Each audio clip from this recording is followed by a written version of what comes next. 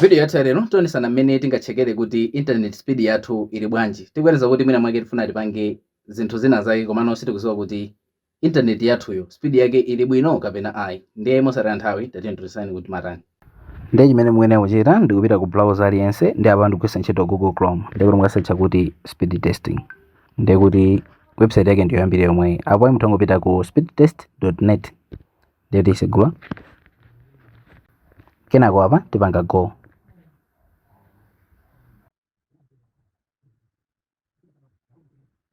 Ndimene mukuioneramo apo ikupangabe test speed yathu kuti kuyenda motani. Apo yamaliza ndimene mukuionerano kuti speed yathu ndi 38.12 megabytes per second. Ndikuti imene ndi speed yathu imene ili speed yabwino yokuti mwina munthu utakwanira mipira ndi azinzake. Komano ngati yanu yomwina sikumafika 5 ili musi kuchepera 5 ndikuti network silipo. Komano ikayambira at least mwina 6 kumapita mtunda mwina khala kuti speed yathu ili size yapo. Pasitu kupanga kwake ndikumeneko.